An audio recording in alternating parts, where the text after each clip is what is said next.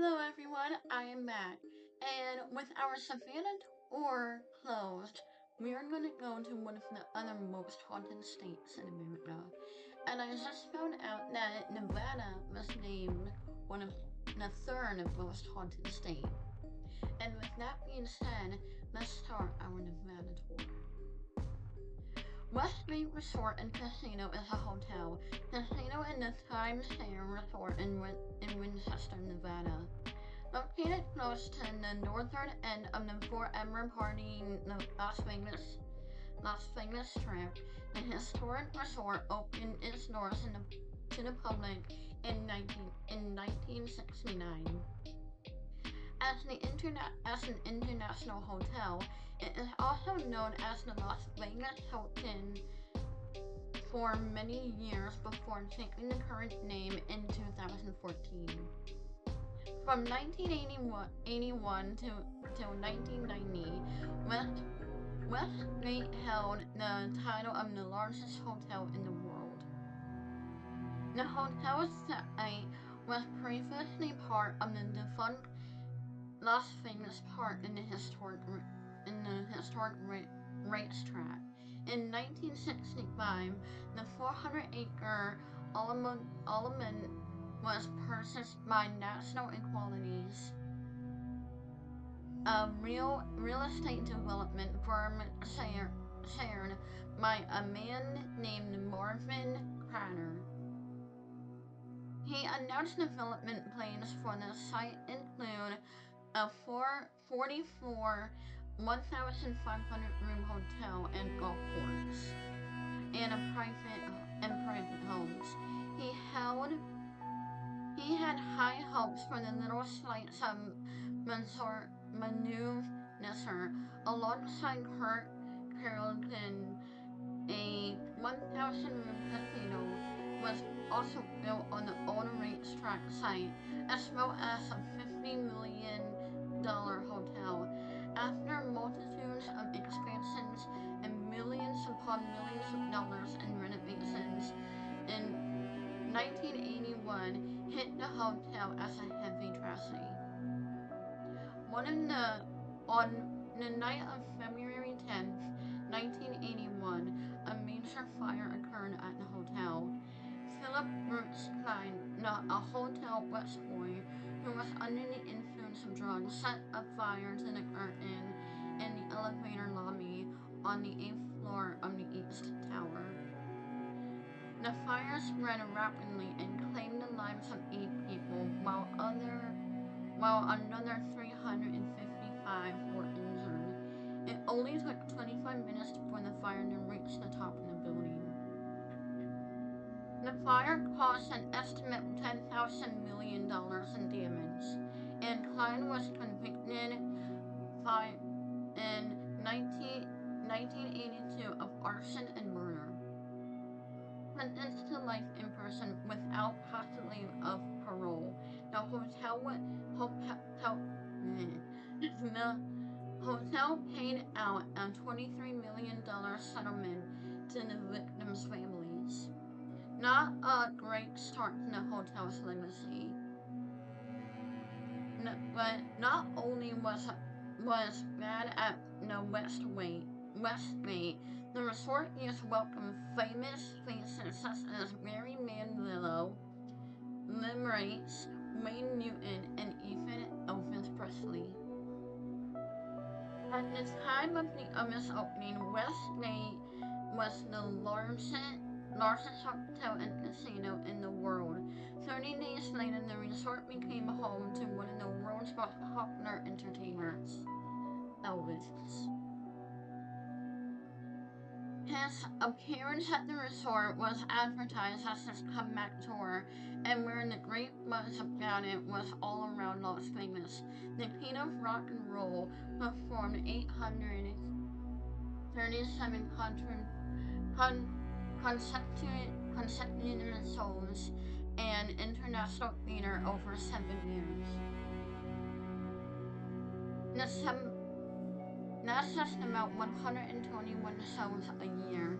His performance at the Westgate was in December of 1976 Several months later, in December of 77, he died.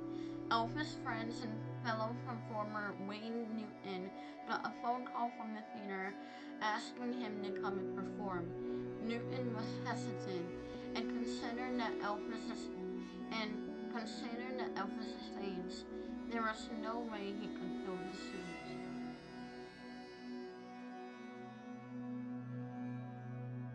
A couple months later, after Presley's death, Wayne Newton and his band created an Elvis medley tribute for his late friend.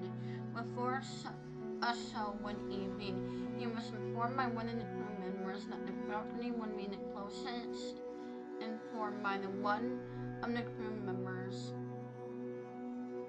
The balcony would be the closest that night. Performers are usually made aware of this so they don't attempt to acknowledge the crowd that isn't there. Midway through the show, Newton called for the Elvis medley. This was the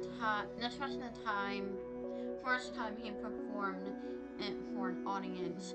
While he sang, the theater lights fell and one of the spotlights fell on Newton. He retold the story like this. He was sitting in the heat of the spotlight on his body. He looked up to see what the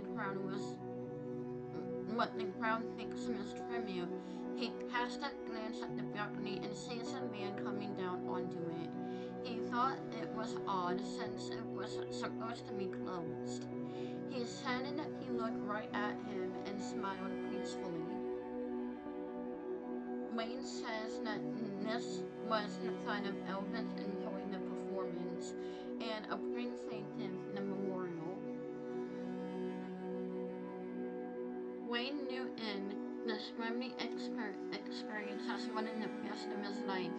Employees and visitors alike have seen Elvis at person on the casino floor and the Tuscany Suite. Apparently, the Tuscany Suite is where Elvis' suite used to be. He always had a group traveling with him, and they would all stay at the hotel with him after the show. Many people who stay in the villa report feeling a presence and even seeing his outperson or hearing his music throughout the area, even when there's no radio or television on. Many people wonder why Elvis would be sticking around for so long. That question can be answered when he realized that his comeback took place on the property. 837 shows were performed with audience from all over the world. The Westgate Resort and Casino meant a lot to Elvis. And while Elvis may be most famous person to have been spotted at Westgate Resort and Casino, he is far from the only inhabitant. Visitors to the Westgate Resort report strange happenings in their rooms as well as on the elevators. One such occurrence report by a long-time visitor to the hotel really drives them point home. The Westgate Resort and Casino is haunted. The guest is preferred to remain anonymous. Stayed at the Westgate with her two young children and her sister during the peak of the season of springtime. Their room was decently sized, a pull-out couch for the kids to sleep on. They were ridiculously excited for it. Even if everything was going well, the vacation was in full swing, and the family was having a great time enjoying Las Vegas and the fun it had to offer.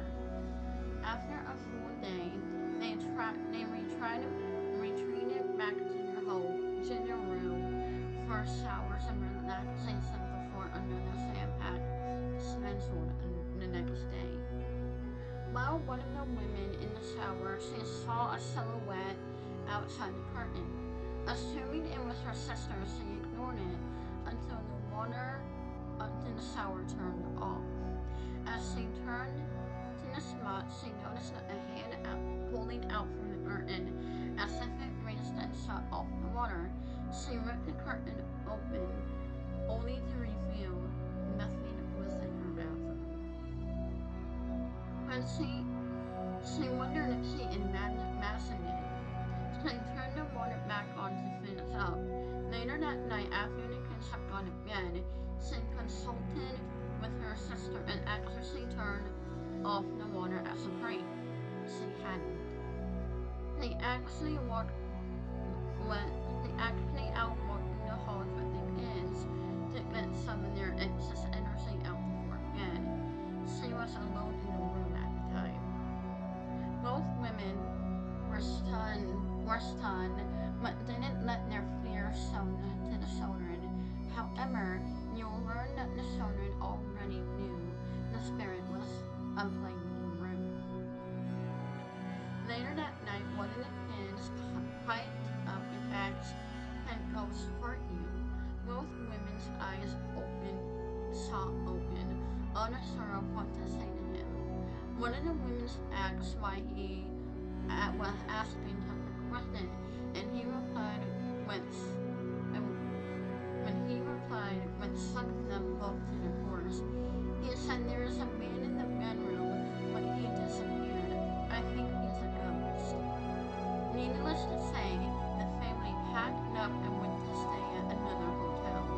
Even when a different room was offered free of charge, they decided against it, refusing to stay another night with the spirit at Westgate. But a strictly review, but also the resort haunted or just a few rooms. But in these spirits being those of the 8 folks who passed away during the fire not so long ago, are they trapped at the resort? Regardless, the Westgate Resort and Casino has enough history to fill the entire Las Vegas Strip. If you ever visited any part of the responding resort, you may catch a glimpse of Elvis himself, or perhaps another unnamed spirit. Now, for the Westgate Hotel, when you go for the